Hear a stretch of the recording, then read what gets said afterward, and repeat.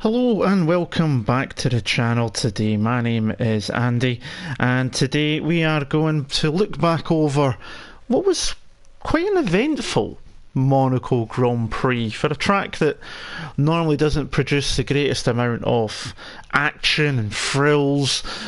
It actually gave us quite a wee bit to talk about in one sense, and we'll come on to that in due course. If you are new around here though, thank you very much for joining me. If you haven't done so already, I would absolutely love if you could hit that subscribe button. I've gained a few subscribers in the last week, so thank you very much to any new followers, and I hope to gain a few more over the rest of this coming year.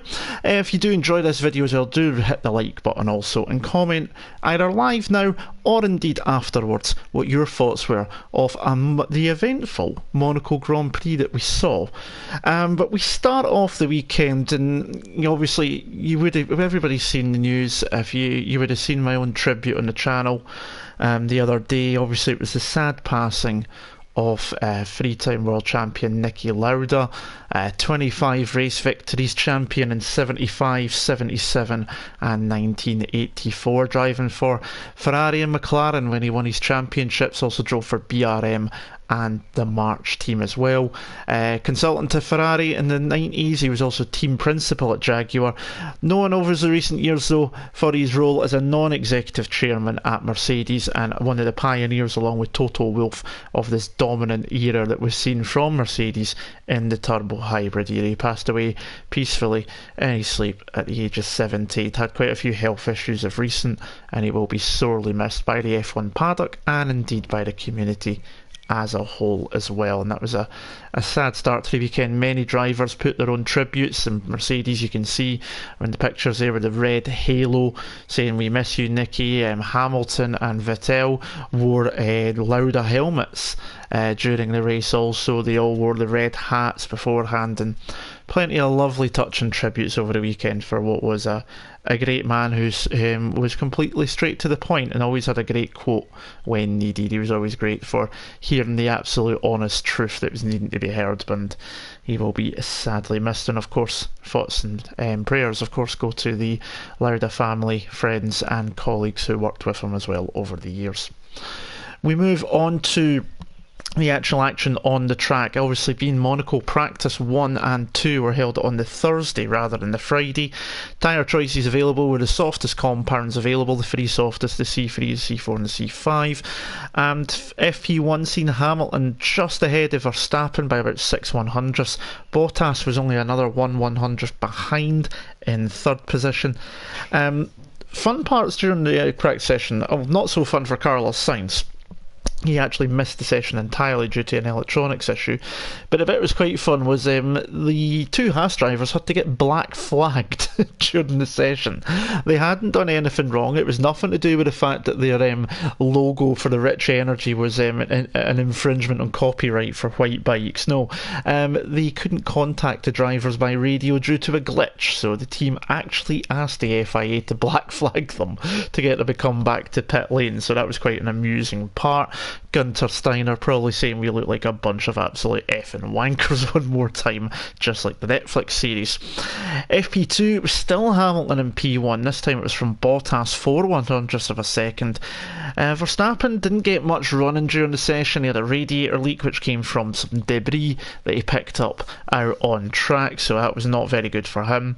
And then FP3 into Saturday, it was Leclerc, the hometown boy, on top from Bottas by 5/100ths of a second. Very, very close throughout all the practice sessions. But the interesting part from FP3 was we didn't get representative time from Verstappen. He got held up in his two qualifying sim runs.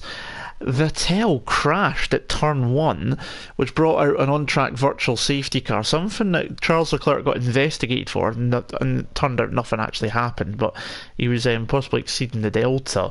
But yeah, Vettel crashed out, and that was not what he needed before qualifying came up. The mechanics managed to get the car turned around in time for the session. Then we had Q1, and oh boy, we're back to talking about Ferrari looking like absolute idiots one more time. Vettel was struggling through the entire session. He did manage to get through Q1, but only at the last lap that he did. And in doing so, he knocked his teammate Charles Leclerc out in Q1. He had set a lap time early doors, he came into the pits, he missed the weighbridge, got wheeled back. That didn't make the difference though. Ferrari decided we don't need to run again, kept him in the pits while everybody else improved, and it was in the end, ironically, it was Vettel's time that put Leclerc out in Q1, and then, well, he wasn't a happy bunny, I think is the easiest thing to say. Also out during the session, both racing points, nearly said Force India there, of Stroll and Perez, along with the Williams of Russell and Kubica. Into Q2, it was Verstappen on top this time. Hülkenberg, Norris, Grosjean, Raikkonen and Giovinazzi were the ones to drop out. Grosjean got held up by Pierre Gasly and, well, basically broke the bleep meter with his swearing over the radio. That would get Pierre Gasly a 3-place grid penalty for the race. Giovinazzi also picked one up as well. He blocked Hülkenberg during a lap, so he also got a 3-place grid penalty as well, but he was obviously out in Q2. Gasly made it into Q3, but he obviously had to drop 3 places from where he finished, which was 5th place in the end. And in Q3, Hamilton took pole position from Bottas by just 8/100ths off a second. Hamilton saying afterwards it was one of the hardest pole positions that he's had to take. Bottas pushing him right to the absolute limit round the streets of Monte Carlo, but Hamilton took another pole position to add to his tally. It was P3 for Verstappen. He was nearly half a second down in qualifying. Vettel in 4th, 7/10ths down on pole, huge gap. Gasly in 5th, who got demoted 3 places. Then Magnussen, Ricciardo up there for Renault, Kvyat, Sainz and Albon rounded out the top 10. Toro Rosso getting both their cars into the top 10, meaning Honda had all 4 cars in the top 10. Mercedes had 2 with the 2 Mercedes. Ferrari had 3, because they had they had actually 2, sorry, I'm actually getting completely confused here. God, I am absolutely terrible. Magnussen and Vettel, and then Renault had Sainz and Ricciardo, so Honda, the best engine in qualifying. Who would have thunk it? There you go.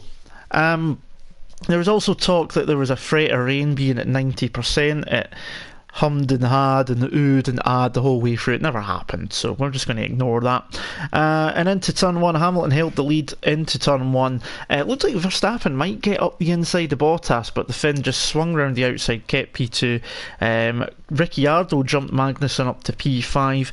Leclerc had to take to the runoff a little bit in T1, but didn't gain a place. Giovinazzi done the same, but he was saving a huge tank slapper when he slammed the brakes on, and fair play to him, because if he didn't, I think he would have caused a humongous accident into turn 1, and he would have took out Leclerc's Ferrari as well, so that would have been a scary moment indeed, but everybody managed to get through. We seen Sainz, not on TV feed unfortunately, but afterwards, passing both the Toro Rossos into Mazzini at the top of the hill into Cavour Casino Square. Brilliant move from the Spaniard, that made his race in the end. And Giovinazzi then clipped Lance Stroll into the Lowe's hairpin and nearly pitched the racing point around, but thankfully no damage to either and everyone carried on.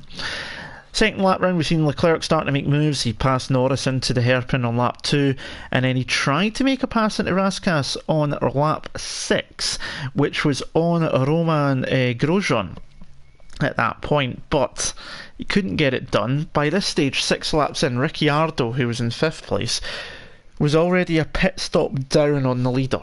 That's just how slow the midfield is compared to the front runners. Something needs to be done. That's a video for another day, maybe. Lap 7, Leclerc did get the move done into Raskas. It was late. Grosjean called it kamikaze. However, it was clean with a little bit of help from the Frenchman, and Leclerc was through. But then he tried it again on the next lap on Hülkenberg. Got squeezed a little bit. The rear right tyre hit the inside Armco, spun the Ferrari round, and the left-hand side of the floor at the rear hit the Renault and damaged it. And what we didn't know until later on in the lap is that the hit with the Armco actually punctured the right rear off Leclerc's Ferrari, so he had to limp back to pit lane with a puncture. And then a bit of frustration, I'm guessing. He drove too quickly, ripped the tyre sheds, and it ripped the floor on that side as well. So he now had floor missing on two sides of the car. It would have been handling absolutely terribly.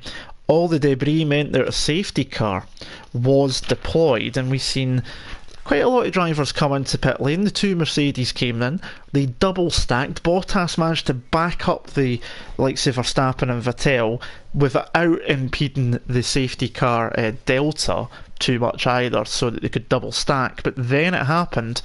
Bottom left of the screen, we had Verstappen getting released just a nose ahead of Bottas, but he didn't really give him a space. Bit of an unsafe release from Red Bull, but it's hard to see in this pit lane.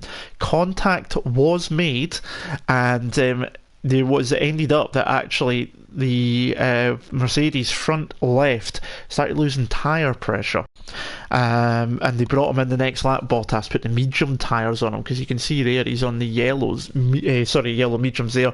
He ended up on the white hard tyres when he pitted next time by. That put him down to P4, so your order at the restart was Hamilton, Verstappen, Vettel, Bottas, Gasly in 5th but still to stop, Sainz in 6th, Kvyat 7th, Albon 8th, Grosjean and Norris rounding out the top 10, and that was on lap 14 that they restarted.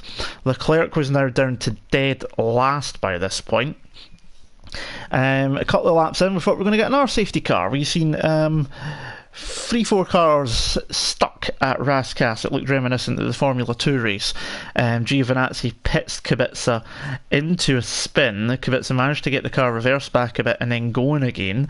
Held up the likes of Perez, Leclerc and Russell, but they all managed to get going, no other incidents, so there was no need for a safety car. We then got word that obviously that unsafe release was under investigation. No surprises for that. And then obviously Leclerc pitted from dead last, put on a set of soft tyres, and then pitted again the next lap, lap 18, and retired. And for me, you listen to my reviews, you'll know I'm quite a fan of Leclerc. I do think he's probably got more chance of being Ferrari's next world champion than Vettel, and that's saying something. But showed a little bit of inexperience here. I think he got a bit flustered this weekend. Driving back too fast for the puncture as well just completely ruined the race. He did need to take chances, but it ended up just being a bit too much. Ferrari put him in that position though with a bad strategy call, because if they hadn't done that, he would never have been in the position to make those moves. So yeah, not great from Ferrari one more time. Definitely not what they wanted. And he was the one and only retirement from the race as well, which was quite surprising. Lap 21, Hamilton's already on the radio about tyres. That was not to be the last we heard from the world champion. Lap 22, the confirmation for Verstappen, 5-second penalty for the unsafe release. And then 4 laps later, Giovinazzi gets a 10-second penalty for the collision with Kubica. Now, that confused me quite a lot, because yeah, okay, it's causing collision, it was definitely worth a penalty, but a 10-second penalty when Verstappen gets a 5-second for an unsafe release in a very tight pit lane with mechanics everywhere under safety car rules. It's Red Bull's fault more than anything. I understand where people will say with that, but it was an unsafe release. He ended up collecting and colliding slightly with Bottas, which caused Bottas damage to his wheel that caused a loss of tyre pressure and meant that he actually dropped behind Sebastian Vettel. Where's the consistency in that, in my opinion? Isn't it just blooming ridiculous? I don't understand it, but there you go. Surely Red Bull will get some sort of fine, I would imagine, for doing that, but hey, we'll see. But Giovinazzi got a 10-second penalty. Verstappen was told on the radio at the same point about his 5-second penalty. He was told his options are, we'll take it if we need to stop again. If it rains, it'll be added to your race time at the end of the race. Or you can just go ahead and pass Hamilton and drive off into the distance. So he was given 3 choices, basically. Gasly decided to pit in lap 28, put the medium tyres on, rejoined in P9. Sainz pitted in lap 31 from P5, he rejoined in P9 just behind Gasly. Hamilton's on the radio on lap 32 again about the tyres. Kvyat pitted from P5 in lap 33. He was on medium tyres as well, rejoined again in P9 behind Sainz and Gasly. Lap 39 we see Raikkonen, replay of him. He's trying to get past Stroll coming out of Lowes hairpin, and Stroll just comes across to take the racing line and actually hits the wheel, front right rear wheel off the Alfa Romeo. And not the first time Kimi was unhappy on the radio about a racing point over the weekend, that's for sure. Albon pitted in lap 41. He was in P5 at the time. Guess what? He rejoined in P9. And that came about, all that changing from Kvyat, Albon, Sainz, Gasly all rejoining in P9 when they stopped from P5 was all caused because the likes of Ricciardo, who had a good start, Magnussen, etc., who pitted under a safety car, were stuck behind cars that decided to stay out, and it completely ruined their race and made it a lot easier for those cars ahead. So that really screwed them up. Lap 46, we've seen Perez attempt to pass on Magnussen. Magnussen then kind of cut the chicane. Perez not too happy about that. Nothing happened with that though, which is, it's a hard one to tell, to be honest. Never seen enough angles of it. Raikkonen finally pitted on lap 47 from P11. 47 laps in a set of soft tyres. Very good result there for him. But there was a train of cars behind him. Norris, Hulkenberg, his teammate Giovinazzi, even though he was going to end up pitting twice anyway. And it was that train that stopped anyone catching up to the Toro Rossos and Magnus and to go to Sainz and Kvyat and that. That's what done it. It was that train, because they could then stay out longer and pit after and come out still ahead. So they were glad to see the back of Raikkonen. Lap 50, Hamilton on the radio, left front's dead. He's told they're not boxing anymore. Now, what's the worst news you can get as an F1 driver when you've got 28 laps to go around Monaco, apart from the fact that you're on fire, get out of the blooming car? Probably the fact that your tyres are dead, or something's broke on the car like Ricciardo last year. So, yeah, not the greatest. Grosjean pitted from P5 in lap 51. 51 laps in the softs. Considering Haas have struggled with the tyres this year, that was surprising, but you know what, hey, there you go. He rejoined the race down in, yep, you guessed it, P9. That's where he came back out. Lap 56, Hamilton's on the radio. He's really upset about the tyres now. He's like, look, this is just almost impossible to keep the tyres going anymore. You're going to require a miracle, was basically what he said at one point on the radio. But he did still keep going. He had no choice now. He was committed. And well, we all know how it finished in the end. Lap 60, Gasly pitted again for softs from P5. He was not catching up to the top four. He had no danger from the cars behind, so might as well go and get that fastest lap. Extra point, and he did. Lap 71, we've seen Verstappen, who's now got mode 7. He had extra engine power by this point, cutting the second part of the swimming pool chicane. But he didn't gain any ground or anything, it was just a mistake. So he carried on. We've seen Grosjean given a 5-second penalty for crossing the pit exit line. That would come back to haunt him at the end of the race. And then, top of your screen, the big picture right at the top, it nearly happened. Verstappen finally gets a run out of the chicane, out of the tunnel, down towards the Nouvelle chicane, goes up the inside, locks up the wheels. He's not far enough alongside Hamilton to get to get the space. Hamilton starts turning in, contact is made. Hamilton has to cut across the chicane. Verstappen not too happy, saying he cut the chicane, but he wasn't far enough alongside. He was trying to make the move happen and couldn't get it done, and he'd been sat behind Hamilton the entirety of that second stint since they pitted all the way back around, what was it, lap 11 or 12. He's got so close to the back of him, under braking at the hairpin. But despite those front tyres being absolutely terrible on that Mercedes, the rear tyres were still giving good traction, and there was another part that helped Hamilton stay ahead that we didn't know about during the race, and that was that Verstappen didn't have the best engine mode. Now, we heard them saying being told mode 7, but they've got a torque map setting as well. And when they come into pit lane, they change it for, being in the pit lane area and stuff like that, and then they change it back again, because they have to be in one mode for torque at the start, and they can only change it when they're in the pits. Well, because of the chaotic pit stop phase, Verstappen forgot to change it, meaning he was still stuck in a torque mode that was quite laggy in comparison to the normal mode. Honda said it's made a significant difference to the acceleration off the car, and you could see it coming out the tunnel. Verstappen was right behind Hamilton, and then Hamilton would just shoot off through the tunnel and be just far enough ahead pretty much every lap to not get attacked by the Red Bull. What could have been if it had been the right engine would? I think Verstappen would have got past a long time before and drove off into the distance. So yeah, it just shows you small things that can make a difference in this race. But no damage was done during that incident, no punctures, and it was Hamilton who made it to the end of the race. Now, he made it count in qualifying, so it's probably one of his best qualifying laps he's ever done.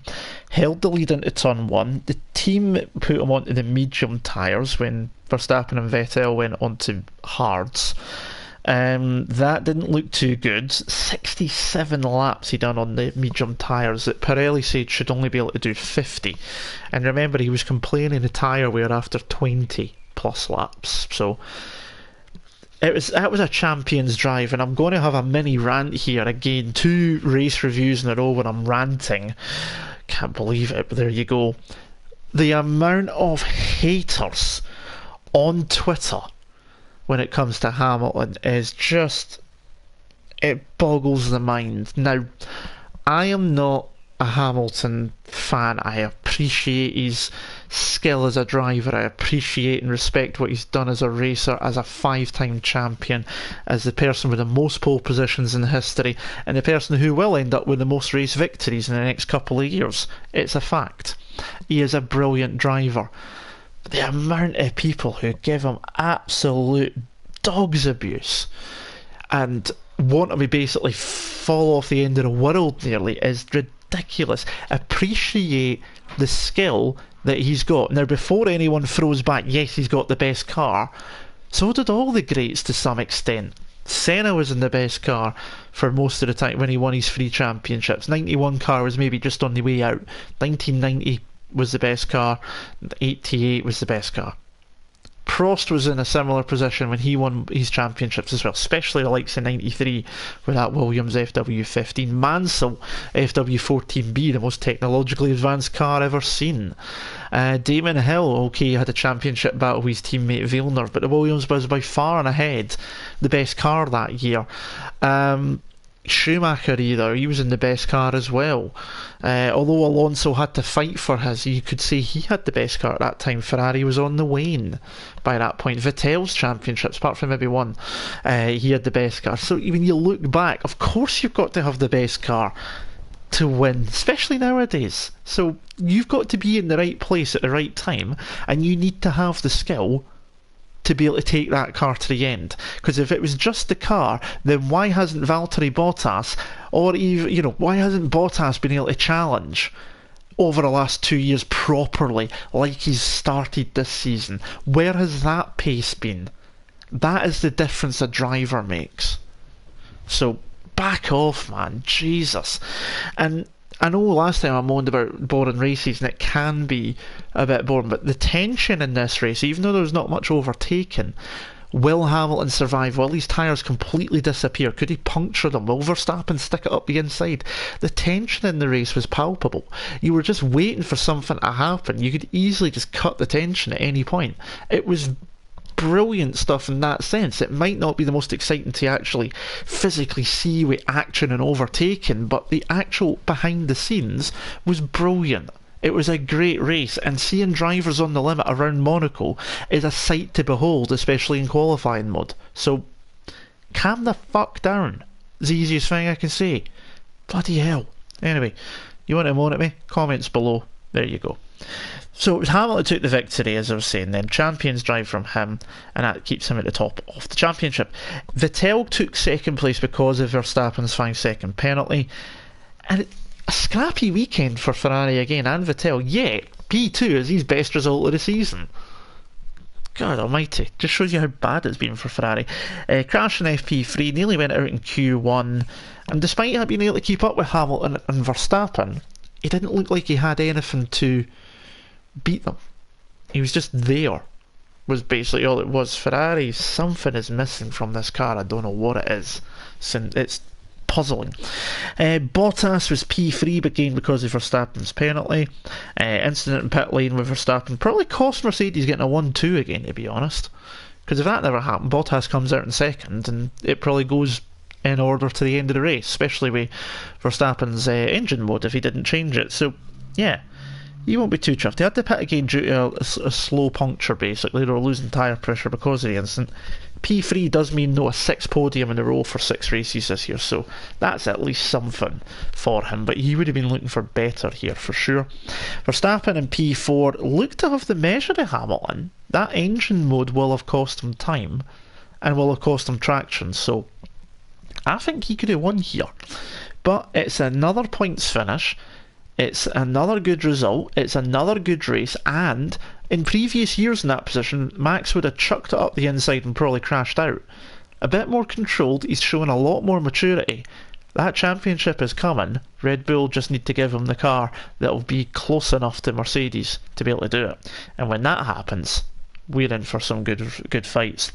Gasly took P5. More improvement from the Frenchman, yet he's still about 4 or 5 tenths off his teammate. Red Bull's probably got the second fastest car, and yet it's Verstappen that's doing all the work and challenging the top runners. So Gasly needs to find a little bit more, but he is getting there, still getting a little bit closer, but not enough. He did get the extra point one more time again for the fastest lap.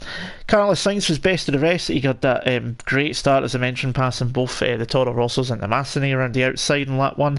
That made his race. He's never been out qualified here by a teammate, and that continued this weekend as well. He was helped majorly by some of them stopping under the safety car, like some Magnussen and Ricciardo especially, and then them getting held up. That did help, but the move on the Toro Rossos got him in the position that he could capitalise on that, so that really helped him. Good points for McLaren again. Kvyat, another strong qualifying in P7. Didn't see him much on the track, but it was solid. Some more points for Toro Rosso. He feels he's probably driving the best he ever has, and it's starting to show with some really good consistent results there. His teammate Albon in 8th was again similar to his teammate, looking solid even if we didn't see much. Kvyat did have better pace than him, but he's, his best result so far there for Albon in P8, and it was another strong weekend for the Thai driver, so really impressive. Honda in 4 of the top 10 places in the points as well as qualifying, so a strong weekend for the Japanese manufacturer. Ricciardo ended up with P9. Now he finished P10 in the road, but Grosjean's penalty promoted him up to P9. Finally gets some points that isn't wearing a tribute helmet like he was in China, and probably his best weekend if you look at it. Looked like he might even be on for best of the rest, but the pit stop under the safety car and getting stuck behind cars that were running long really hampered him, and I think he would probably been up there around about where Sainz, Kvyat and Albon finished. So case of what could have been for Ricciardo, but it's still points on the board. Renault desperately need them at the moment. Grosjean P10, he got blocked by Gasly in Q2, so that obviously put him out off Q2, and that put him down further down the grid than he would have liked to have been. But 50 plus laps in the softs, that's a heck of an effort up there. That helped him jump the others, similar to what the likes of the 2 Toro Rossos and Sainz did. But P10, it's at least a point. It's better than nothing, I guess. But could have been 2 points if he didn't cross the line on the pit exit. So yeah. Lando Norris, long first stint, helped his teammate inadvertently to P6 because he held everyone else up. Just outside the top 10, but it's still showing progress for McLaren. That's pretty decent. He'll be hoping for some luck when he debuts for the first time racing at Montreal in 2 weeks' time. He's never been there as far as I'm aware. Perez in P12. The Racing Point looked slow again all weekend, struggling like they did in Barcelona. They'll be looking for a big upgrade, which I believe is planned for Silverstone coming up soon, so they'll be looking forward to that. But P12 not bad when you consider, and you really have to praise Sergio, because that bottom right hand picture with a marshal on the track during the safety car period, there was 2 of them running across the road. One of them got by and up and across and over the Armco. That other one managed to stop. And Sergio's got to be applauded, because he could turn to avoid them and he would end up hitting them. And he managed it well. Thankfully, the marshal's done what that could have been horrible. It could really, really have been horrible in so many ways. And the fact that he was able to pick his way through that is... He deserves a praise for that, because that could have been an absolute horrific moment. Hulkenberg P13, well, he summed it up in this way, so apologies if this gets a bit loud, but his summing up afterwards was basically. Hardly seen him. The only time I've seen him during the race was when Leclerc tried to pass him and pitched himself into a spin. I just don't know. He did have some pace towards the end when he was in clean air, but yeah, Renault are struggling, man. I've sung that tune a few times, so I'm not going to bother anymore.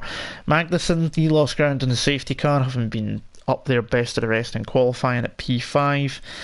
Wouldn't have been what he wanted, and he was so fed up that he wanted his engine to blow up and just retire him, which it never happened. Next up in P15 is George Russell. Williams were not last here today. Yes, now that I'm at the back of the grid now, Russell P15 beat Kubica again in both qualifying and the race. Head of Stroll, Raikkonen and Giovinazzi. Giovinazzi observing a penalty. Stroll really struggling. Raikkonen didn't have a great race either. Had some similar pace to the leaders at some points as well, but obviously caveats to that, the leaders were running quite slowly. But a strong result for Williams when you consider all things. So yeah, Russell doing what he needs to be doing. Stroll, 10th Q1 elimination in a row for the Canadian. Two practice crashes in Baku and Catalonia, and 10 times in a row out in Q1.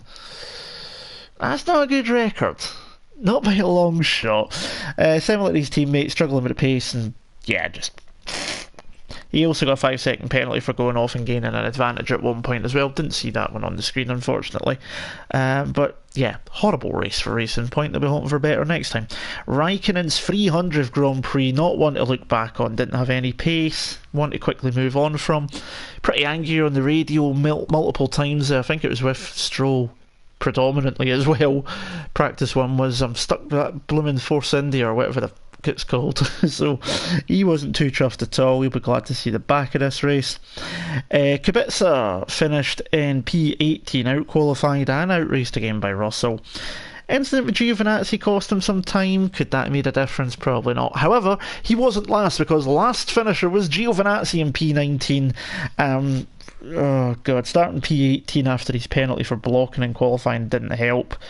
Good save into turn 1, because that could have been a humongous crash if you watch it back with his onboard. Really big tank slapper. But yeah, got the penalty, which didn't help. And you got to remember, practice 2, Giovinazzi was P6. Where the hell did that go? So yeah, not good at all. They'll be hoping for better now. And your only DNF was Charles Leclerc, and I've already spoke about it. Weekend to forget. Qualifying blunder by Ferrari. Got a bit too over-eager with some of the passes. Got away with it with Grosjean. Didn't with Hulkenberg clipping the barrier. Then drive back into the pit lane with a puncture a bit too quickly. Tore the floor up on the opposite side to the one that was already damaged, and a DNF, and it was pointed out during the commentary. 2 years ago he was here at Monaco in F2. He retired from both races. Last year he retired with brake failure, if you remember, at Sauber, near Alfa Romeo, and he's retired this year. Is Charles Leclerc at Monaco becoming the new Barrichello at Brazil for Ferrari?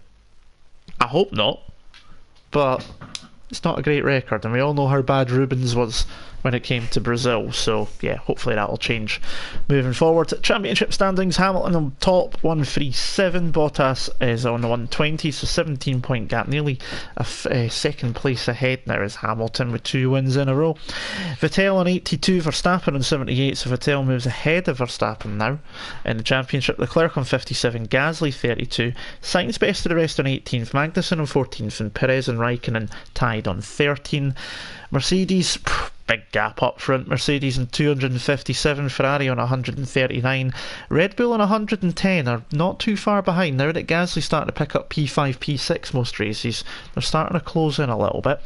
McLaren are next up on 4th, best of the rest on 30, Racing Point on 17, Haas on 16 along with Toro Rosso, Renault 14, Alfa Romeo 13, Williams still got absolutely nil points in the season so far, and I get the feeling the way it's going at the moment they'll probably finish that when we get to Abu Dhabi, but there you go. But anyway, that is it for the race review. Now, I want to do a quick wee shout out at the end of this one here. Last time I done the race review for Spain, if anyone watched along, I had a racing sim community buddy of Soup Cooler in the chat. listening along, go check his channel out. He's been doing some great interviews called One Mic One Wheel on his YouTube channel, interviewing the best in that of the sim racing community, giving you a bit of insight. Go and give him a subscription, because some of the interviews are absolutely fantastic, giving you great insight to drivers, commentators, league coordinators, stuff like that. So do give him a sub and go and have a listen. The season 1 has just finished. There's 20 episodes to go through. Go have a listen. They're absolutely brilliant stuff. And really nice guy as well. Commentated with him on an AOR event a couple of weeks ago, and it was such a blast as well. So do check him out. As mentioned at the start though, for myself, if you haven't already, do sub. It'd be absolutely brilliant if you could. Comment below what you thought of this race, since you'll be watching this back now that we've finished the live stream, and hit the like button as well. But that is it for next time. My last Indy month video, the Indy 500 month I've been doing, will be coming up this week as well, where I take the latest version on Project Cars, which is the DW12 around the Nürburgring, so do look out for that. I will be back in 2 weeks time for the Canadian Grand Prix, but until then, my name is Andy, and until then, I'll see you soon. Ta-da.